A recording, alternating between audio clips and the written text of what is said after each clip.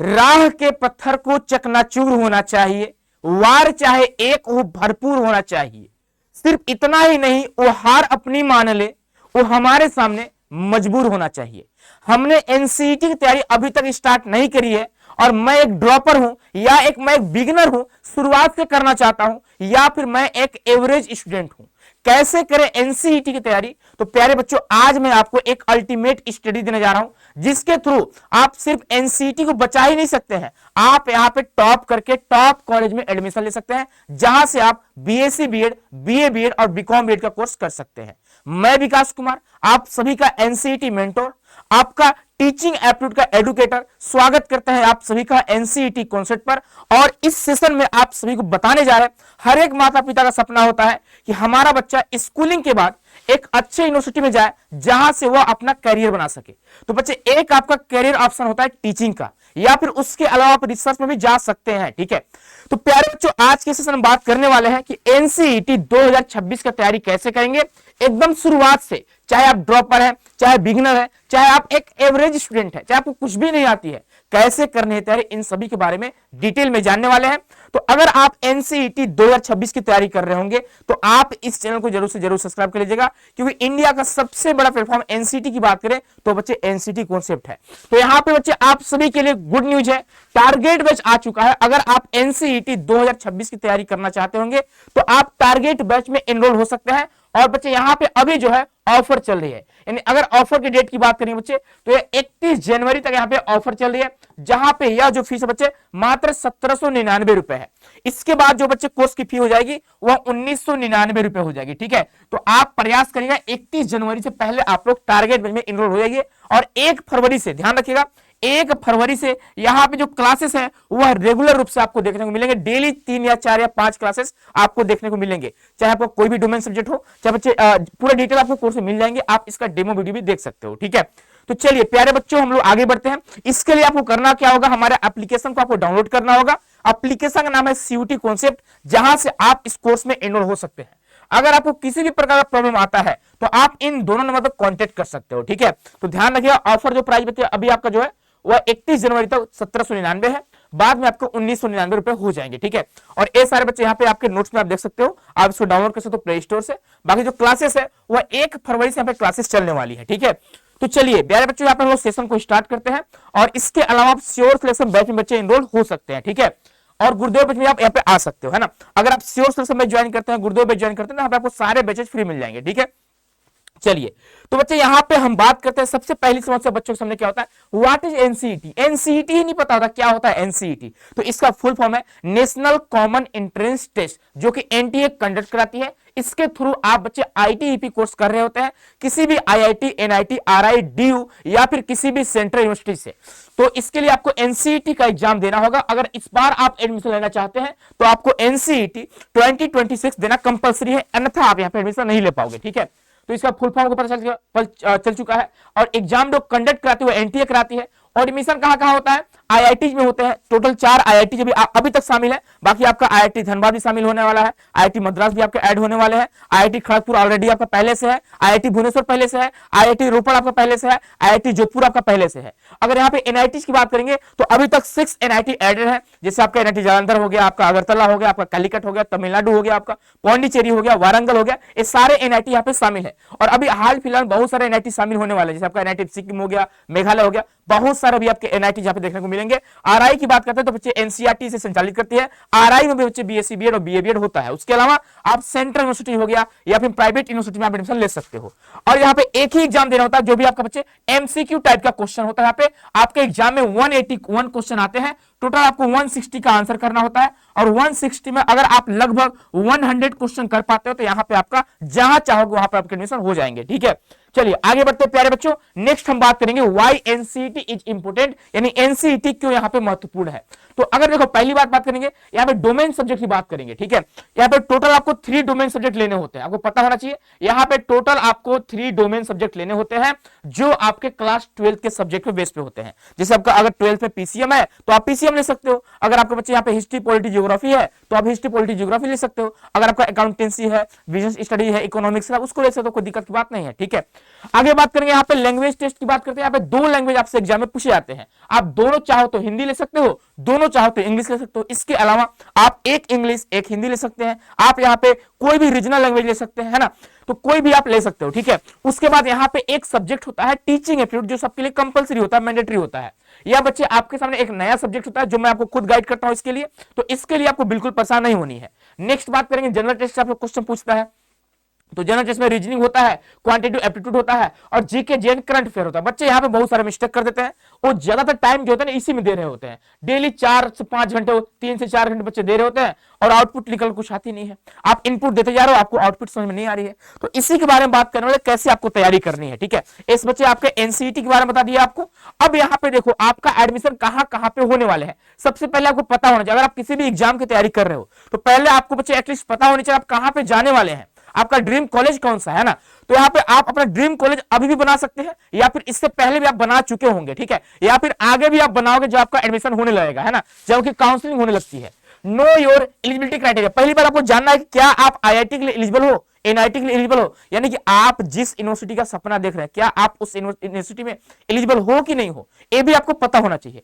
तो यहाँ पे अगर आप आईआईटी में जाना चाहते हैं तो यहाँ पे आपके बच्चे मैथमेटिक्स सब्जेक्ट जो कंपलसरी है, यानी क्लास 12 में आपका पीसीएम होना चाहिए। यहाँ पे पीसीबी वाले बच्चे एलिजिबल नहीं है। ठीक है, तो पीसीएम आपका होना चाहिए क्लास 12 में। साथ ही साथ बच्चे यहाँ पे आपके एनसीईटी के एग्जाम में भी डोमेन सब्जेक्ट में पीसीएम होना चाहिए। अब देखिए एक आईआईटी भुवनेश्वर है, वहां की बात करें तो वहां पे वो बोलता है कि अगर आपके 12th में पीसीएम है, ठीक है, और अगर आप एनसीईटी के एग्जामिनेशन में अगर आप पीसीबी ले लिए तो कोई दिक्कत की बात नहीं, आपका एडमिशन ले लेंगे। लेकिन हाँ 12th में पीसीएम होना चाहिए, यानी पीसीएम सेंस मतलब यहाँ बच्चे फिजिक्स केमिस्ट्री मैथमेटिक्स। ठीक है, इस बात का ध्यान रखिएगा। एनआईटी वहीं पे कुछ एनआईटी बच्चे यहाँ पे पीसीएम वालों को मौका देती है और कुछ एनआईटी जो है वो पीसीएम भी वालों को मौका देती है। ठीक है, यानी यहाँ पे बायोलॉजी वाले बच्चे भी एडमिशन ले लेते हैं, लेकिन हाँ यहाँ पे लगभग 50% एनआईटी जो है वही मौका देते हैं, सारे एनआईटी मौका नहीं देते हैं। ठीक है, तो इसके लिए बच्चे आपको बताएंगे कौन सा एनआईटी में बायोलॉजी वाले बच्चे एलिजिबल है। आप बने रहिएगा एनसीटी कॉन्सेप्ट के साथ। नेक्स्ट बात करते हैं आरआई के बारे में। इंडिया में टोटल 4 आरआई है। ठीक है, एक नॉर्थ ईस्ट में भी, उसको छोड़ देते हैं। तो देखिए आरआई भोपाल आपको जाना होगा तो आप एनसीईटी के थ्रू जाओगे। आरआई अजमेर है, वो भी आप एनसीईटी के थ्रू जाओगे। इसके अलावा आरआई भुवनेश्वर उड़ीसा है और आरआई मैसूर कर्नाटका में है। वहां पे जाने के लिए आपको RICEE का एग्जाम देना होगा। एक अलग एग्जाम होता है RICEE, जो कि यहाँ पे तैयारी भी करवाई जाती है। आप इस एग्जाम के थ्रू में आईआईटी भुवनेश्वर और आईआईटी आईआईटी भुवनेश्वर बोल रहा हूँ, आरआई भुवनेश्वर और आरआई मैसूर में आप जा सकते हो इस एग्जाम के थ्रू। लेकिन हो सकता है इस बार जो है यहां भी जाने के लिए आपको हो सकता है एनसीईटी का एग्जामिनेशन देना पड़े, लेकिन हम लोग वेट कर रहे हैं इसका इन्फॉर्मेशन बुलेटिन का। ठीक है, ऑफिशियल नोटिफिकेशन का। उसके अलावा अगर आप डीयू में जाना चाहते हो तो डीयू में जाने के लिए चाहे आपको बीए बीएड करना है, बीएससी बीएड तो होती नहीं डीयू में। ठीक है, बीकॉम बीएड अभी नहीं है डीयू में, ध्यान रखिएगा। ठीक है, अभी के पीरियड में नहीं, आगे हो सकती है। यहाँ पे सिर्फ और सिर्फ बीए बीएड है। अगर आप बीए बीएड करना चाहते हैं, यहाँ पे सबसे बड़ा गलती करते हैं जो बच्चे होते हैं साइंस बैकग्राउंड से, वो क्या करते हैं ना कि डोमेन सब्जेक्ट में हिस्ट्री पॉलिटी ज्योग्राफी ले लेते हैं, सोचते हैं मुझे बीए बीएड करनी है, तो आप यहाँ पे एलिजिबल नहीं हो पाओगे। अगर आपको डीयू से बीए बीएड करने हैं, किसी भी कॉलेज से डीयू के, चाहे साउथ हो चाहे नॉर्थ हो, तो आपको यहाँ पे डोमेन सब्जेक्ट में क्लास 12th वाला सब्जेक्ट ही लेना होगा। जैसे आप पीसीएम से हैं तो आपको पीसीएम का ही एग्जामिनेशन देने होंगे, चाहे आप भले बीए बीएड करने जा रहे हो। तो बीएस देखो, साइंस वाले बच्चे बीए बीएड कर सकते हैं, कॉमर्स वाले बच्चे बीए बीएड कर सकते हैं। बीए बीएड कोई भी कर सकता है, लेकिन बीकॉम बीएड सिर्फ कॉमर्स वाले बच्चे कर सकते हैं, बीएससी बीएड सिर्फ साइंस वाले बच्चे कर सकते हैं। ठीक है, इस बात का ध्यान रखिएगा। नेक्स्ट बात करते हैं सेंट्रल यूनिवर्सिटी का। कुछ ऐसे यूनिवर्सिटी है जैसे आपका अलीगढ़ मुस्लिम यूनिवर्सिटी हो गया, इनका कहना क्या होता है कि लैंग्वेज में आपका इंग्लिश होना चाहिए। ठीक है, ये क्या बोलते हैं, लैंग्वेज में आपका इंग्लिश कंपलसरी है। लेकिन इसके अलावा किसी भी यूनिवर्सिटी में यहाँ पे ऐसा नहीं बोला गया है। अगर हम छोड़ दें यहाँ पे संस्कृत यूनिवर्सिटी और उर्दू यूनिवर्सिटी को तो ठीक है। और देखो यहाँ पे सेंट्रल यूनिवर्सिटी ऑफ राजस्थान है, यहाँ पे सिर्फ और सिर्फ बीएससी बीएड है, ध्यान रखिएगा बीएससी बीएड है। और यहाँ पे बायोलॉजी वाले बच्चे एलिजिबल नहीं है, सिर्फ मैथ्स वाले बच्चे एलिजिबल है। ठीक है, इस बात का ध्यान रखिएगा, सिर्फ यहाँ पे मैथ्स वाले बच्चे एलिजिबल है, बायोलॉजी वाले बच्चे एलिजिबल नहीं है। ठीक है, अब देखो वहां पे अब कुछ सेंट्रल संस्कृत यूनिवर्सिटी है ना, जैसे आपका गुरुवायूर हो गया, ठीक है, आपका भोपाल हो गया, है ना। तो देखो सेंट्रल संस्कृत यूनिवर्सिटी में जाने के लिए आपका 12th में संस्कृत होना चाहिए और यहाँ पे एनसीईटी के एग्जाम में भी संस्कृत होना चाहिए, तब आप संस्कृत यूनिवर्सिटी के लिए एलिजिबल रहेंगे। नेक्स्ट बात करते हैं उर्दू यूनिवर्सिटी, जैसे आपका मनु हो गया, है ना, मौलाना आजाद नेशनल उर्दू यूनिवर्सिटी। तो वहां पर जाने के लिए आपको यहाँ पे 12th में भी उर्दू होना चाहिए और एनसीईटी के एग्जाम में भी यहाँ पे उर्दू होना चाहिए, तभी आप यहाँ पे एलिजिबल रहोगे। तो आई होप कि आपको लगभग समझ में आ चुका है कि आप एलिजिबल हो कि नहीं हो। और अगर आपको यूनिवर्सिटी वाइज देखना है कि आप एलिजिबिलिटी क्राइटेरिया के बारे में जानना चाहते हो तो सारे जो यूनिवर्सिटी है वो बच्चे कवर किए गए। आप जाकर चैनल को विजिट कर सकते हैं, वीडियो सेक्शन में जाइए, वहां पे आपको सारे वीडियो मिल जाएंगे, सारे यूनिवर्सिटी के बारे में डिटेल में बात की है, ठीक है। नेक्स्ट बात करते हैं एग्जाम पैटर्न के बारे में। तो आपका जो एग्जाम होता है सीबीटी मोड में होता है, ऑनलाइन मोड में होता है, कंप्यूटर बेस्ड टेस्ट मोड में होता है, ठीक है। यहाँ पे ऑफलाइन एग्जाम नहीं होता है ना, यानी आप जाओगे आपको वहां पे मिलेगा OMR सीट, ये बिल्कुल ऐसा नहीं होता है, ठीक है। यहाँ पे ऑनलाइन मोड में ही एग्जाम होती है। नेक्स्ट बात करें नंबर ऑफ क्वेश्चन की बात करेंगे तो 181 क्वेश्चन आते हैं, 160 का आंसर करना होता है। टाइम की बात करें बच्चे तो 3 आवर का टाइम होता है, यानी बच्चे आप देखोगे 180 मिनट का आपके पास टाइम होता है, ठीक है। आपको इतने टाइम में आपको 160 क्वेश्चन अटेम्प्ट करने होते हैं, और यहाँ पे एक क्वेश्चन आप करेक्ट करोगे तो आपको 4 मार्क्स मिलेंगे, और एक क्वेश्चन अगर आप इनकरेक्ट करते हैं, गलत करते हैं, तो यहाँ पे आपके -1 कर दिए जाएंगे, ठीक है। और अगर आप अटेम्प्ट करते हैं, आप आंसर नहीं देते हैं, वहां पे आपको 0 मार्क्स मिलेंगे, ठीक है। नेक्स्ट बात करते हैं बच्चे, ये आपका बच्चे पैटर्न हो गया। 2 लैंग्वेज का आपको एग्जाम देना होगा, लैंग्वेज से 23 क्वेश्चन पूछते हैं, 20 का आंसर करना होता है।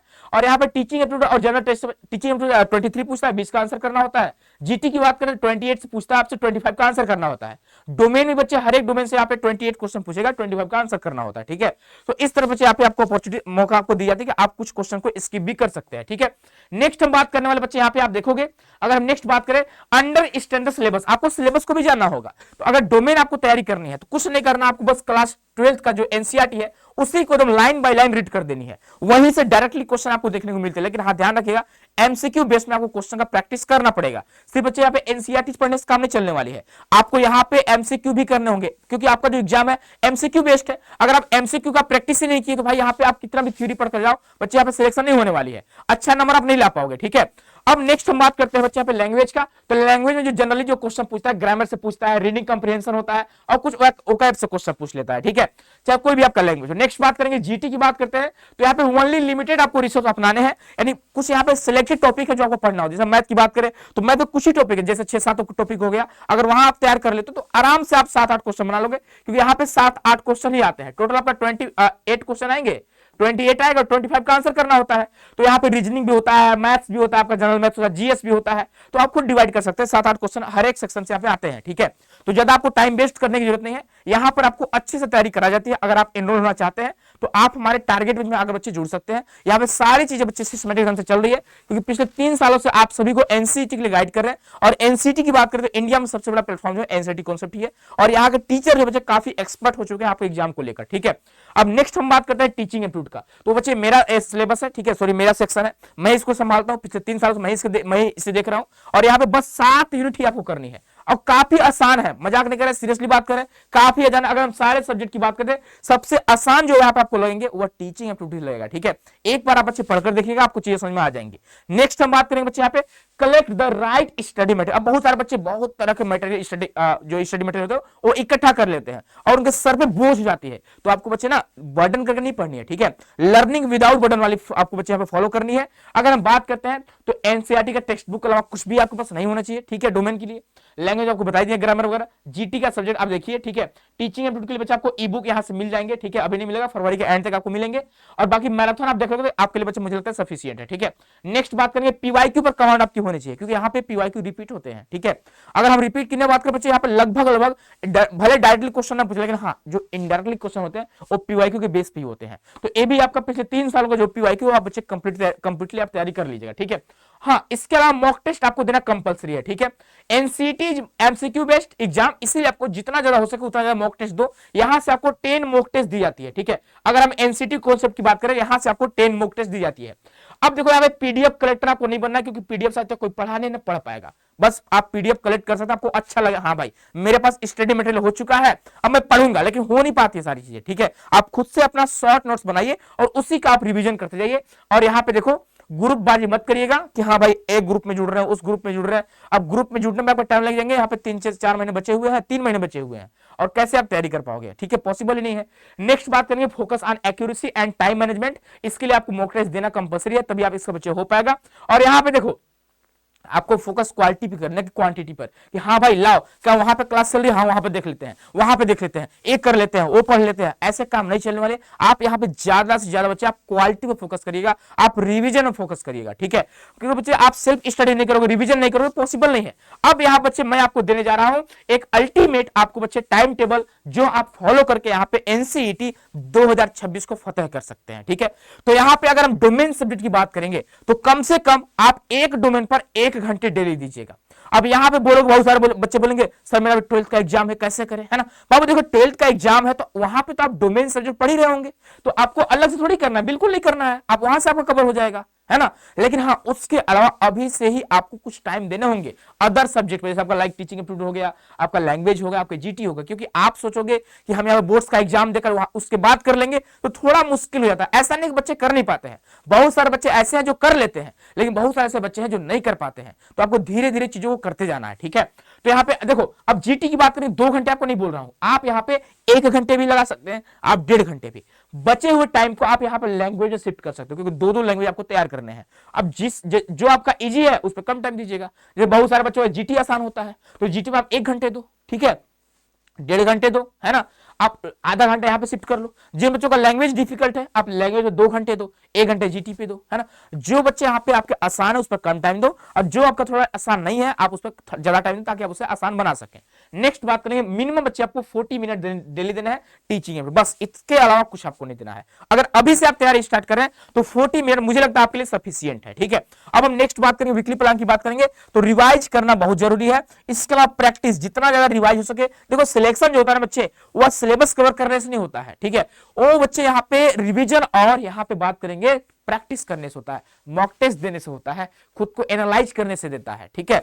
आगे बात करेंगे, 1 मॉक टेस्ट आपको वीक में देना ही पड़ेगा, ठीक है। अगर आप अभी से प्रयास कर रहे हैं तो लगभग यहाँ पे बहुत सारे मॉक टेस्ट आपको, जो बच्चे कोर्स में एनरोल्ड है उनको दी जा रही है, और आगे भी 10 मॉक टेस्ट आपको दी जाएंगे, इसके बारे में बहुत जल्द आपको बताया जाएगा, ठीक है। और टॉपिक वाइज टेस्ट बच्चे यहाँ पे आपको देखने को मिल ही रहे होंगे, आप चाहे टारगेट बैच में रहोगे, चाहे आप श्योर सिलेक्शन बैच में रहोगे, चाहे आप बच्चे गुरुदेव बैच में रहो, किसी बैच में रहोगे, यहाँ पे आपको टॉपिक वाइज टेस्ट आपको देखने को मिल रहे होंगे। मॉक टेस्ट का एनालिसिस करना बहुत जरूरी है, इस बात का ध्यान रखिएगा। एनसीटी कॉन्सेप्ट का इतिहास रहा है कि यहाँ पे मॉक टेस्ट से डायरेक्टली क्वेश्चन आपके एग्जाम में आते हैं, बहुत सारे क्वेश्चन लास्ट ईयर आए हुए हैं, उससे पहले भी आए हुए हैं। तो आप बच्चे स्टार्ट मॉक आफ्टर 60, पहली बात कि आपको 60% सिलेबस कवर करके ही मॉक टेस्ट देने हैं, ये नहीं कि आज बैठ गए मॉक टेस्ट देने और हे भगवान नंबर आ ही नहीं रहा है, आप यहाँ पे डिमोटिवेट फील करोगे। तो आप एक बार कम से कम 60% सिलेबस कवर कर लो, मॉक टेस्ट देना स्टार्ट कर दो, और आगे चलकर धीरे धीरे आपका सिलेबस भी कंप्लीट होता रहेगा और आपका मॉक टेस्ट में अच्छे स्कोर भी आते रहेंगे, ठीक है। नेक्स्ट बात करेंगे, एनालाइज वीक एरिया, ठीक है। आप पहले देखना कि आपका वीक एरिया कौन सा है, कौन सा सब्जेक्ट में कौन सा टॉपिक आपका वीक है, उस पर काम करिए। आप ध्यान रखिए, फोकस करिए सिली मिस्टेक पे, कि आपसे सिली मिस्टेक ना हो। बहुत सारे बच्चे ऐसे होते हैं जो यहाँ पे कम नंबर ला पाते हैं, किसके वजह से, उनका बहुत सारी गलतियां कर देते हैं, आसान इजी क्वेश्चन गलत कर देते हैं, ठीक है। टाइम टेकन बच्चे पर सेक्शन पे आपको फोकस करना होगा, हाँ मैं टीए में कितना टाइम दे रहा हूं, मैं जीटी में कितना टाइम दे रहा हूं, ये आपको एक तरह से बनाकर चलना होगा, ठीक है। नेक्स्ट बात करेंगे, इंप्रूव स्ट्रेटजी एवरी वीक, ठीक है। आप इंप्रूव करिए, हाँ भाई इस वीक हमने क्या किया, खुद पे क्या काम किया, कितना मेरा स्कोर बढ़ा, इस सभी पर आपको ध्यान देना होगा, ठीक है। अब हम नेक्स्ट बात करेंगे, कॉमन मिस्टेक जो बच्चे हमेशा करते हैं, जिसको आपको अवॉइड करनी चाहिए, आपको बचनी चाहिए। पहला, बच्चे यहाँ पे एनसीईआरटी को इग्नोर करते हैं, भाई इतना बड़ा है कौन पढ़ेगा, भाई नहीं बड़ा, पहले आप एनसीईआरटी देखो, तो क्लास 12 का एनसीईआरटी देखो, ठीक है। मानते हैं बड़ा, लेकिन आप क्लास 12 तो पास आउट हो चुके हो ना, या फिर आप अभी एग्जाम दोगे, तो पढ़े हुए हो आप, है ना, तो आपको एनसीईआरटी को इग्नोर नहीं करनी है। दूसरा बात, स्टडिंग टू मेनी बुक्स, अब एक गलती बिल्कुल नहीं करनी है बच्चे, एक ही बुक आप बार बार पढ़ोगे, ठीक है, तो अच्छी बात है। आप 1000 बुक पढ़ लें तो बच्चे यहाँ पे आप अच्छा स्कोर नहीं कर पाओगे, ठीक है, क्योंकि आप रिवीजन नहीं कर पाओगे। नेक्स्ट बात करेंगे, नो मॉक टेस्ट। अब बहुत सारे बच्चे सोचते हैं क्या ही मॉक दिया, डायरेक्ट जाकर एग्जाम देंगे, सबसे बड़ी मिस्टेक है, ठीक है। आपका जो डर है ना, वो मॉक टेस्ट में बच्चे खत्म होता है। अब मॉक टेस्ट दोगे ही नहीं, डर खत्म ही नहीं हुआ, तो आप जब एग्जामिनेशन हॉल में जाओगे थर थर कांपोगे, सच बता, मजाक सीरियसली मजाक नहीं कर रहा है, ठीक है। अगर आप एक सीरियस एस्पिरेंट हो, बिना मॉक टेस्ट के जाओ बच्चे, वहां पे जरूर आप कांपोगे, देख लेना, ठीक है, मैंने इसको फील करा हुआ है, ठीक है। नेक्स्ट हम बात करें, नो रिवीजन। यहाँ पे रिवीजन नहीं करते बच्चे, सोचते हैं कि आज यहाँ पे पढ़ाई हो रहा है, चलो पढ़ लेते हैं, कल वहां पे हाँ पढ़ लेते हैं, ठीक है। अब क्या पढ़ा रहा है वो टीचर, क्या पढ़ा रहा है समझ में नहीं आ रहा है, ठीक है। एक एनसीटी नया एग्जाम है, कुछ भी पढ़ा रहा है, पढ़ ले रहे हैं, तो ऐसे आपको काम नहीं कर रही है, ठीक है। तो आप देखिए एक बेस्ट प्लेटफॉर्म आप चूज करिएगा, जो आपको अच्छा लगे, जो बच्चे एनसीटी में रिजल्ट दिया हो लास्ट 3 सालों से, ठीक है, और जिसका एनसीटी में एक अच्छी पकड़ हो, है ना, उस प्लेटफॉर्म का आप चयन करिएगा और वहां से आप अपनी तैयारी को स्टार्ट करिएगा, ठीक है। नेक्स्ट बात करते हैं, नॉट चेकिंग यूनिवर्सिटी रिक्वायरमेंट्स। आप ये भी ध्यान रखिएगा, बहुत सारे बच्चे ऐसे होते हैं जो तैयारी करते हैं आईआईटी का और आईआईटी के लिए एलिजिबल ही नहीं होते हैं, ठीक है, कहां एडमिशन पॉसिबल ही नहीं है। अब देखो थ्योरी पर बच्चे आपको ध्यान देना ही होगा, ध्यान रखिएगा, थ्योरी पर जितना ध्यान दे उतना ही आप क्वेश्चन का प्रैक्टिस पे ध्यान रखिएगा, साथ ही साथ YT से संस्करण आपको बच्चे ध्यान रखना होगा, आप प्रैक्टिस के लिए इसको यूज करिए, ये नहीं कि यहीं से तैयारी हो पाएगी हमारी, ठीक है। उसके अलावा PDF कलेक्टर आपको नहीं बनना है, ठीक है। अगर आपको डिप्टी कलेक्टर बनना है तो आपको PDF कलेक्टर से बचना होगा, ठीक है। इस बात का आप ध्यान रखिएगा। नेक्स्ट हम बात करेंगे final tips for NCT success के लिए। तो आपको बच्चे यहाँ पे कंसिस्टेंसी बनाकर रखनी होगी आपको, तब बच्चे यहाँ पे आपको सफलता मिल सकती है। आपको रेगुलरली बेस पर आपको यहाँ पे रिवाइज करना होगा, साथ ही साथ आपको अपडेटेड रहना होगा। NCT कॉन्सेप्ट हमेशा आपको अपडेटेड रखेगा, कोई भी इंफॉर्मेशन होगी सबसे पहले आप तक पहुंचेगा, बिल्कुल परेशान नहीं होगा। इसके अलावा NTA का जो नोटिफिकेशन होता है उसका आप बच्चे यहाँ पे ध्यान दीजिएगा, कब फॉर्म आते हैं, कब इसका एग्जाम होता है, कब बच्चे यहाँ पे काउंसलिंग स्टार्ट होती है, सारे चीज आपको अपडेटेड रहने होंगे। बहुत सारे बच्चे यहाँ पे अगर बात करें, एक बच्चा लास्ट ईयर 458 मार्क्स लाकर भी एडमिशन नहीं ले पाया था, क्योंकि वो अलर्ट ही नहीं, उसका मोबाइल ही नहीं था, ठीक है। वो गांव से बच्चा बिलोंग करता था, उसका मोबाइल ही नहीं था। जब काउंसलिंग प्रोसेस कंप्लीट हो गया तब कॉल कर रहा है कि सर मेरे मोबाइल नहीं था, अब कैसे हो सकता है, एडमिशन हो सकता है नहीं। तो भाई कहाँ पॉसिबल ही नहीं है। तो इस बार वो फिर से तैयारी कर रहा है, ठीक है। बिलीव इन योर प्रिपरेशन, आप भरोसा करिए कि हाँ आप और बच्चों से आगे हो, क्योंकि आपने काफी टाइम दिया हुआ है इस सब्जेक्ट पे, इस NCT के जो सिलेबस है उस पे आपने टाइम दिया हुआ है, तो भाई आपको अपने ऊपर तो भरोसा करना ही होगा। बाकी देखो, इसके अलावा अगर आप NCT की तैयारी करना चाहते होंगे तो यहाँ पे ऑफिस के नंबर आपको दिख रहे होंगे, दो नंबर, आप किसी भी नंबर पर कांटेक्ट कर सकते हो, किसी प्रकार का कोई दिक्कत होगा आप बच्चे कांटेक्ट कर सकते हैं। यह हमारा एप्लीकेशन है, एप्लीकेशन का नाम है CUET कॉन्सेप्ट। यहां से आप जुड़ सकते हो और अपनी तैयारी को आप बूस्ट कर सकते हो और अपने ड्रीम कॉलेज में आप जा सकते हो, चाहे ड्रीम IIT हो, चाहे ड्रीम NIT हो, या बच्चे आपका ड्रीम RI हो, या फिर DU हो, या फिर कोई भी सेंट्रल यूनिवर्सिटी हो, आप अपने सपने को साकार कर सकते हैं, अपने माता पिता के सपने का साकार कर सकते हैं। तो मिलते हैं प्यारे बच्चों नेक्स्ट सेशन में। खुश रहिए, मस्त रहिए, स्वस्थ रहिए और तैयारी कर दीजिए। अगर आप बिगनर्स हैं, चाहे बच्चे आप ड्रॉपर हैं, चाहे आप एवरेज स्टूडेंट, हर बच्चा कर सकता है। आपके पास 3 महीने का टाइम जो है काफी सफिशिएंट है, ठीक है। तो मिलते हैं प्यारे बच्चों नेक्स्ट सेशन में। खुश रहिए, मस्त रहिए, स्वस्थ रहिए। बहुत बहुत धन्यवाद आप सभी का।